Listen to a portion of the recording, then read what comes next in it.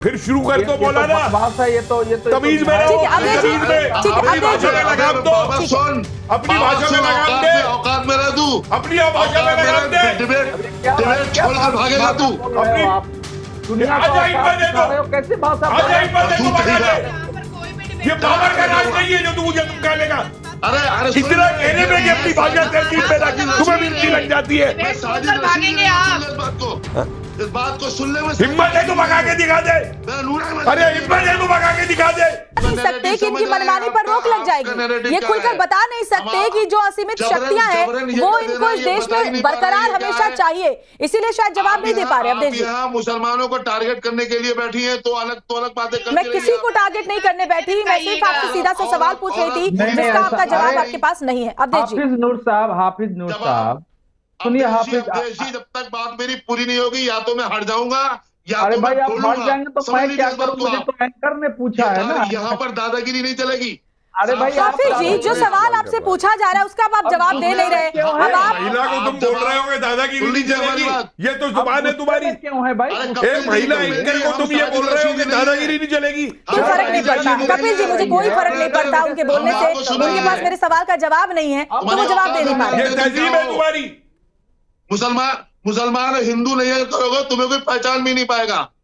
किसको कह रहे हैं आप बहुत बड़े इतिहासकार बनकर के बैठे हो। अरे फिर शुरू कर तो बोला ना भाषा ये तो तमीज में रहो, तमीज में अपनी भाषा में लगाम दो, अपनी भाषा में लगाम दे, औकात में रह तू, अपनी भाषा में लगाम दे। डिबेट छोड़कर भागेगा तू। अपनी दुनिया आजा हिम्मत दे दो, कैसे भाषा आजा हिम्मत दे दो, भगा दे। ये पावर का राज नहीं है जो तू मुझे तुम कह लेगा। अरे इतना कहने में कि अपनी भाषा तहजीब पैदा की तुम्हें मिर्ची लग जाती है। भागेंगे आप, इस बात को सुनने में हिम्मत है तो भगा के दिखा दे। अरे हिम्मत है तो भगा के दिखा दे। अरे तू कर दे, क्या करेगा तू यहाँ पर बैठा हुआ? तू मेरा क्या कर लेगा? मैंने इतना कहा कि एंकर से तमीज से बात कोई करें बात महिला नहीं। से। आप प्लीज ये ऐसे तुम महिलाओं से ट्रीट करते हो। ठीक है कपिल जी, हाफिज नूर अंसारी जी आप भी शांत रहिए। अवधेश जी, अवधेश जी ठीक है, अवधेश जी आप अपनी बात पूरी करिए। आकर के यहाँ पे अवधेश जी आप अपनी बात पूरी करिए। ठीक है कपिल जी ठीक। उठ दे, औकात में रह तू। चुप है जिहादी पाकिस्तानी एजेंट। किस तरह की भाषा का इस्तेमाल आप कर रहे हैं हाफिज नूर अहमदी जी? किस तरीके की भाषा, पाकिस्तान किस तरह की भाषा का इस्तेमाल कर रहे हैं आप? आजा जवानी दिखा अपनी, आजा हिम्मत है, आजा। ठीक है कपिल जी आप शांत रहे। दिखा जवानी अपनी, आगे दिखा दूंगा तुझे। कपिल जी शांत रहिए। अजहरी साहब आप भी शांत रहिए। हम यहाँ बहस करने आए हैं, लड़ाई करने नहीं। हम यहाँ डिबेट करने आए हैं, चर्चा करने आए हैं, लड़ाई करने नहीं आए। अजहरी जी प्लीज ऐसे कमेंट्स मत कीजिए। कपिल जी आप भी ऐसे कमेंट्स मत कीजिए। मैंने नहीं शुरुआत की है। ठीक है दोनों शांत हो जाइए। सवाल मेरा अवधेश जी से था। अवधेश जी जिसके दिमाग में अकल तक नहीं है, बात तक नहीं सुन सकता। ठीक है कपिल जी आप भी शांत हो जाइए। अजहरी जी आप भी शांत हो जाइए। मैं आती हूँ दोनों के पास। अवधेश जी मैं आपका भी जवाब लूंगी, लेकिन ये रह गया है डिबेट को कुछ जानकारियां हो गया। यही असीमित शक्तियां आप चाहते हैं और शायद इसीलिए आपको अब मिर्ची लग रही है। अवधेश जी मतलब सेना रेलवे के बाद वक्त के पास सबसे ज्यादा संपत्ति है और फर्जीवाड़े की अगर मैं पूरी लिस्ट दिखाऊं तो बहुत सारे ऐसे मामले सामने आए जहां आरोप लगे हैं। अब परेशानी क्या है अजहरी साहब वो तो बता नहीं पा रहे, क्योंकि जब पहले संशोधन हुए इन्हें सब कुछ अच्छा लगा। कांग्रेस सरकार में जब इनको जमीनें दे दी गई इनको बहुत अच्छा लगा, लेकिन अब अगर कुछ बदलाव हो रहे हैं पारदर्शिता के लिए तो बहुत परेशानी हो रही है। कोई बदलाव नहीं। मुसलमान सवाल अवधेश जी से। अजहरी जी आती हूँ मैं आपके पास। अवधेश जी अरे भाई हाफिज जी हम लोग इस भाषा में बात नहीं करते हैं, आप जानते हैं हम डिबेट करते हैं। आप जिस भाषा में सुनिए जिस भाषा में आप बात कर रहे थे, सुनिए ना पूरी बात सुनिए ना, वो भाषा हम लोगों को भी आती है। करते हैं साहब, हमारी आपसे कोई भी तकरार नहीं है। नहीं हम ऐसी भाषा प्रयोग नहीं करते हैं, कर ही नहीं सकते हैं और आपसे भी इल्तिजा है। नहीं सुनिए आपसे भी होगी तो हम जरूर बोलेंगे साहब। नहीं देखिए अब डिबेट में आप किसी को कुत्ता और ये सब तो हम लोगों ने कभी सुना नहीं। हम अपनी बात रखने आते हैं, आप अपनी बात रखेंगे, हम अपनी बात रखेंगे, सभ्य भाषा में रखेंगे। आप वरिष्ठ शख्सियत है, आपका बहुत एहतराम है दिल में मेरे। ना लेकिन अभी आप ये बात गलत कह रहे हैं।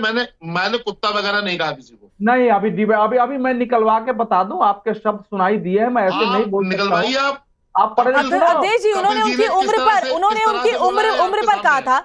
उन्होंने उनकी उम्र पर कहा था। श्वेता मैं बिना सुने हुए कोई बात नहीं करता हूँ।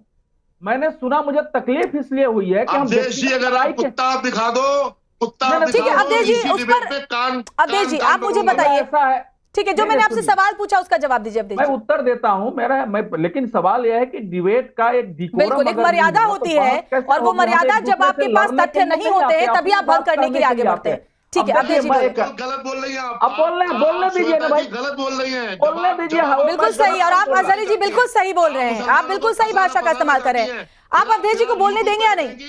अवधेश जी आप बोले। नहीं, अरे एक मिनट रुक जाइए। देखिए ऐसा है कि अगर इस देश में कोई भी कानून या संशोधन किसी एक समुदाय के खिलाफ होगा तो वो संविधान के विरुद्ध होगा, वो संसद में पारित ही नहीं हो सकता है। बिल्कुल, अगर कोई भी विधेयक टारगेट कर रहा हो कि ये मुसलमानों का विरुद्ध है तो यह देश नहीं चल सकता है। लेकिन अगर कोई किसी भी कानून में कोई विसंगति है, एनोमलीज है, तो उसमें उसको थोड़ा बहुत उसको ठीक करने की आवश्यकता होती है।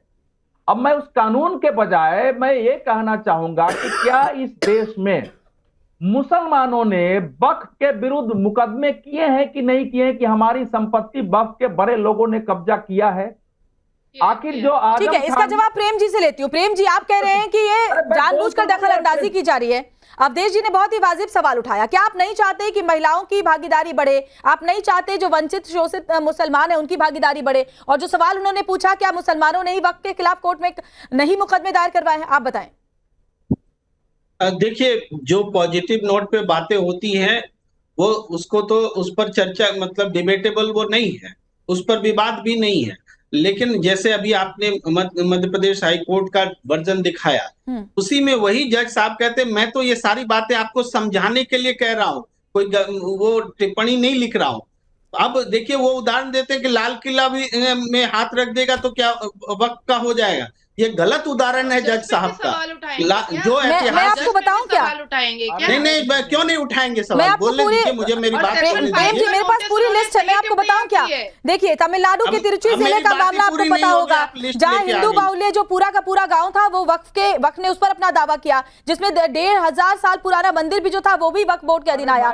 इसके अलावा ताजमहल पर दावा किया गया, आपको पता होगा, जिस पर स्टे लगाया गया। इसके अलावा गुरुद्वारे की जमीन 1947 में बने हुए गुरुद्वारे की जमीन पर वक्फ बोर्ड ने दावा किया। दिल्ली के सेंट्रल विस्टा प्रोजेक्ट पर वक्फ ने दावा किया। अलीगढ़ का हिंदू मठ वक्फ संपत्ति बता दिया। तो ऐसे तो लंबी एक फहरिस्त है। दिल्ली की डीडीए की जमीन पर कब्जा किया, हैदराबाद का 5 स्टार होटल कब्जा किया। तो देखिए मेरे पास तो पूरी की पूरी लिस्ट है अवधेश जी। और उसके बाद भी बोलने तो दीजिए, आप बोलने नहीं देंगे तो कैसे होगा? वक्फ बोर्ड जो मुसलमानों से संबंधित जमीन है उस पर ही दावा कर सकता है। अब इसके अलावा अगर कोई दावा गलत है तो वो न्यायालय की समीक्षा के दायरे में है। ना तो आप अजहरी जी बता पा रहे हैं ना प्रेम जी आप बता पा रहे हैं। संशोधन की किस बात से आपको परेशानी है? मैं आती हूँ आपके पास। एक बात मुझे सिंपल बताइए ना, संशोधन की किस बात से परेशानी है? खुद मंशा साफ हो जाएगी। एक बड़ी खबर आ रही है, वक्फ बोर्ड बिल पर अखिलेश यादव का पोस्ट, ये सब संशोधन भी बस एक बहाना है। रक्षा, रेल, नजूल लैंड की तरह जमीन बेचना निशाना है। वक्फ बोर्ड की जमीनें डिफेंस लैंड, रेल लैंड, नजूल लैंड के बाद भाजपाइयों के लाभार्थी योजना की श्रृंखला की एकमात्र कड़ी है।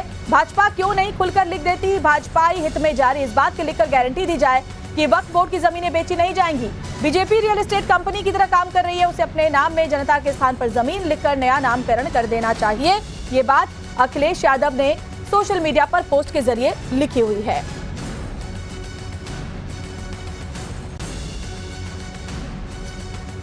और देखिए एक के बाद एक रिएक्शंस भी सामने आ रहे हैं। समाजवादी पार्टी इसको लेकर विरोध करने का मन बना चुकी है। लालजी वर्मा ने क्या कुछ कहा वो भी आपको सुनवा देते हैं।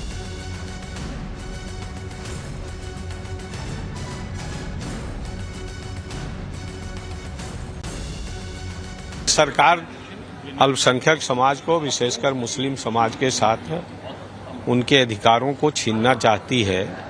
वक्फ संपत्ति का मतलब है कि वक्फ की गई हुई भूमि, जो उनके पूर्वजों द्वारा भूमि वक्फ की जाती है, तो निश्चित रूप से उसके ऑटोनॉमस बॉडी पर किसी तरह का प्रतिबंध नहीं लगना चाहिए। किसी तरह का संशोधन मेरी समझ से उचित नहीं है।